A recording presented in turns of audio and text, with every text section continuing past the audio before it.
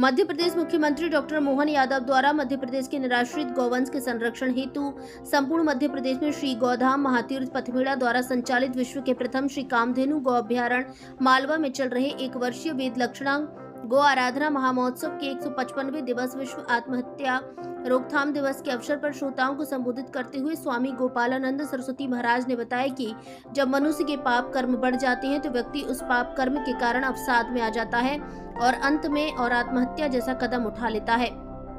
पूज्य महाराज जी ने कहा कि आत्महत्या वही व्यक्ति करता है जो कमजोर एवं सहनशील नहीं होता है और इस संसार में सहनशीलता का एकमात्र माध्यम तो वह है भगवती गौमाता, क्योंकि गौमाता वात्सल्य की प्रतिमूर्ति है।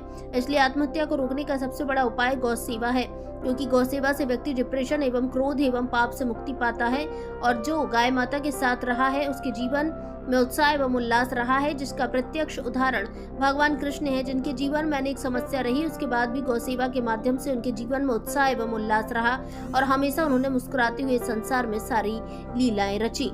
भारत संवाद से ईश्वर राठौर की रिपोर्ट। तो जिस दिन आनी होगी आ जाएगी, वो कोई कह के थोड़ी आएगी, आनी होगी आ जाएगी, आती रहे, लेकिन जानबूझ के मरने की सोचना ईश्वर का अपमान है, परमात्मा का अपमान है। क्योंकि परमात्मा ने बड़े प्यार से हम लोगों को मनुष्य बना करके भारत भूमि पर भेजा है। इस देव भूमि पर परमात्मा ने बड़े प्यार से हमको भेजा है, कहा है कि जाओ मेरे प्यारों, भारत भूमि पर स्वयं भी आनंद लो और दूसरों को भी आनंद बांटो। ये के भेजा अपने को, याद है आपको? भूल गए होंगे तो मैं याद दिला देता हूं। ऐसा ही बोला था जब उन्होंने भेजा, तब कहा कि जाओ, तुमको मनुष्य शरीर दे रहा हूं, भारत भूमि पर जा रहे हो, खुद भी आनंद में रहना और पूरी दुनिया को आनंद बांटना। आतंकी नहीं, आनंदी बनना है।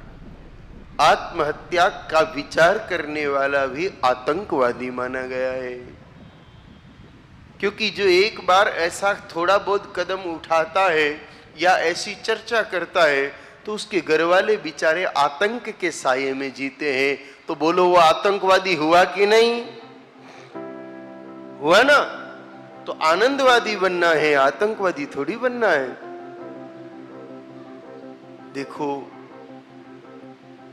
आत्महत्या के विचार क्यों आते हैं, इस संदर्भ में थोड़ा विचार करें।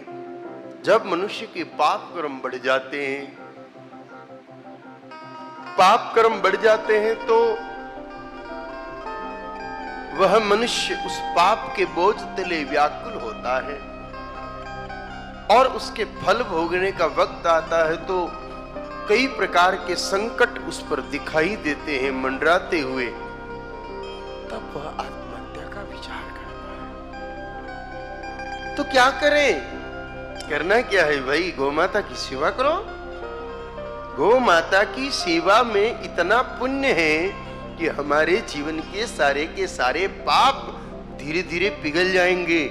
जैसे गर्मी आने पर वो आसमान से बर्फ गिरता है ना, क्या कहते हैं? ओले, कहीं कहीं पत्थर भी कहते हैं, कहीं कहीं गड़े भी कहते हैं, कहीं कहीं कड़े भी कहते हैं। जैसे सूरज की रोशनी से वो आसमान से बरसे हुए बर्फ रूपी पत्थर पिघल करके पानी हो जाते हैं, वैसी गौ सेवा के पुण्य से हमारे पाप रूपी पत्थर पानी बह करके प्रवाहित हो जाते हैं। इसलिए गौ सेवा एक सबसे बड़ा उपाय है। आज के दिन जो भी वैज्ञानिक इन विभिन्न विषयों पर विचार कर रहे हैं, उन सब से हमारा आग्रह है कि एक छोटा सा बिंदु यह और जोड़ लीजिए कि जो अवसाद में है, जो डिप्रेशन में है, जो मरने की सोचता है, उसको गौ सेवा में लगाइए, उससे काउ कडलिंग करवाइए, गाय माता के गले लगने के लिए कहिए, उसको गाय माता को सहलाने के लिए कहिए, गौ ग्रास करने के लिए कहिए, क्योंकि गाय माता को घास खिलाने से शांति प्राप्त होती है, ऐसा पुराणों में लिखा है। पापों का नाश होता है, ऐसा भी पुराणों में लिखा है।